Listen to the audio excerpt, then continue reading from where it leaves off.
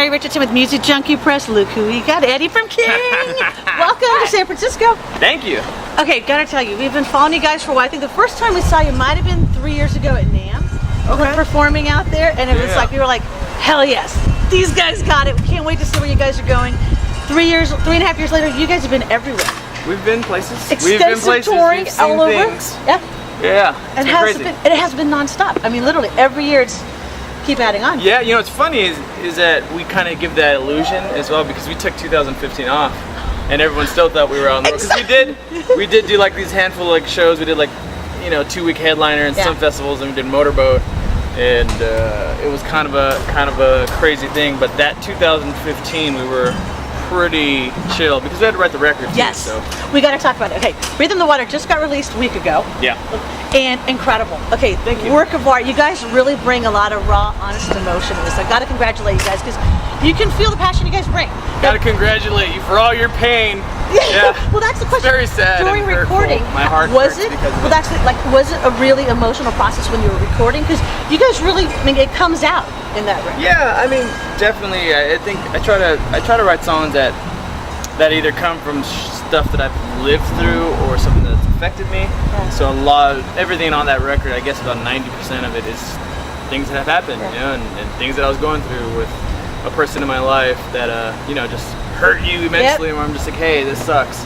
So you got to get that therapy out, and you got to write the music, because that's what music is sometimes. Yeah. Did you feel that catharsis moment at the end of like, okay, I can let all this go? Or worked right on for the next one, coming up with some new things to write? I don't know. I mean, when you're you're a tortured soul, if you will, you know, so you gotta, you know, things always affect you, and that's where you gotta write it out, you know, you gotta put it on paper, and pen and paper and guitar, and write some songs about it, you know. And it's great having it out. It's only been out for, you know, on the 7th it came out. Yeah. And I've got to ask you, technically, so it did come out on the 7th, but I don't count it. I don't count that first week of sales because we got effed over. Like, the record label didn't send out CDs, and then they blamed us for it. We're like, yeah, whatever. Yeah, sure. Anyways, so now that we just got the record. Oh wow. We just got it on Wednesday or something. Oh shit. Okay, so it just came out. So it just came out to us. As a matter of fact, we were at some festival, I forget where, I think maybe in like Kentucky or something. We're doing a signing, and this kid comes up. He's like, "Hey, can you sell my record?" And I was like, "Wow, this bootleg copy of the new record looks amazing." And I opened, he's like, "No, they're selling them right here." And I was like, "No, thank God, damn it!" Can I cuss? Yes. Fuck and shit. So these fans from, you know, Louisville, Kentucky are bringing us a CD, and this is the first time we're looking at it. We're like, this is bullshit. Like, I mean, cool. Thank you for buying the record, but somebody needs to get fucking fired. But anyways, and the only people that are gonna get fired is us. So whatever. Well, okay, we got to talk about it because interesting enough, in the album, you guys bring out a wide range of influences, and you've probably seen it when you're going out to the shows, because it's, I mean, you've got people who are into thrash, metal, classic rock, progressive, everybody's coming out to this. How is it to see that it's reached a wide fan base? We just kind of write what we write, you know. We write what we write, you know. If it's a rock tune, we're writing a rock tune. If I want to write a thrash metal song, that's what's happening, you know. We've never looked at the industry or the music as a group or a genre, and we're like, oh, we want to stick ourselves and belong to this group. Yeah. Fuck all that. Yeah, you guys tore the walls open from the genres. Yeah. It's like, you're not going to check box me into this. Hell no. Do not. Yeah, and that's the neat thing, is your fans are the same way. Yeah. You've got a really great open fan base, and you know, they can be coming out to a metal show, they can be listening to classic rock, and I love that about your fans. And that's why I think you guys really bring that out, that, hey, it's great to listen to all kinds of music. Yeah. And how is it when you guys are touring? Who's in charge of the playlist when you guys are writing?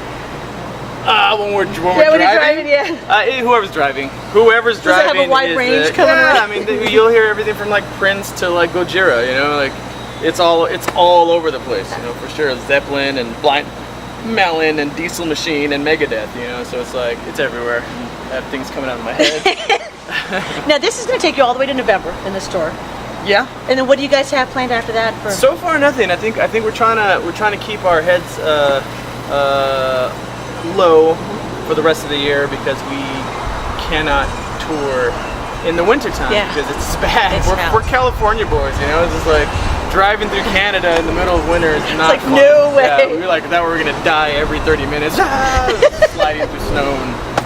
So this you take it right to the edge because you guys are wrapping it up. I think on Midwest or East Coast a little bit. We started somewhere in the East Coast, and we're gonna end in like Massachusetts. Yeah, somewhere out there. So then we've been doing this weird coming back and forth, zigzagging on this one, and it's been crazy. And whatever. I mean, it is what it is. It's a long way to the top if you want to rock and roll. Now we got to talk about, okay, some of the songs, I got to tell you, one have been on replay for me is Bipolar Schemes. Can you tell me about that song?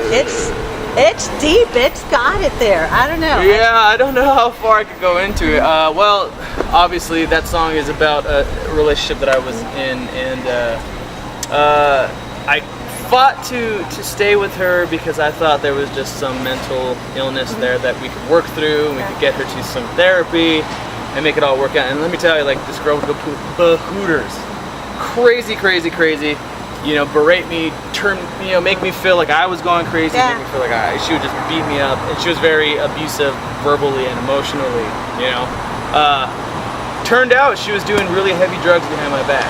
So, can't say which one, because I don't want to stain her that bad, but she's a very lovely person when she's normal and caring and loving, but she needed help, and that's, I tried to get her help. She's doing it. I've not talked to her in quite some time, but hopefully she's doing very well. Definitely, we wish her the best too, especially because your music, we've got to talk about the fact that it brings out the same thing you probably were writing it, is that release. Is the neat thing is that your fans are gravitating it for whatever they're going through, and I think it's like the self-serving, it helps you and your fans are helping them as well. Yeah. And it just keeps that cycle going. We try, there's this one thing, again, where we've never been that band to be like, yeah, dude, drugs and alcohol and boning and fucking rock and roll. That's cool, that's great, that's awesome, but that's never been my world, so I kind of just write whatever's happening in my world. Maybe if it was, those are what the songs would be about, but we're pretty serious, we're serious about our art, we're serious about our music, that doesn't necessarily mean I'm bonehead half the time, I'm like 90% joking all the time, but it's funny because when you hear the music, it's just pretty dark, it's coming from a different side. It's very like Alice in Chainsy, if you read their lyrics, you're like, these motherfuckers are dark and going through some shit. But then you watch interviews and they're just like goofballs, and you're like, and it's just, it's like you get it out there. I think it's great, and that's the neat thing is the fans when they're out there at the shows, you see, because you guys come out amazing energy. I mean, first time we guys saw you down in LA, the NAMM, it was like the energy. Saw you again, I think, on All Hail the Yeti tour. Every time you guys just come out and bring this energy, and the neat thing is the audience tries to match it. They come out there because they're just like feeling it, and they can't. Yeah, exactly. Watch out, you guys will never be able to match it. Never.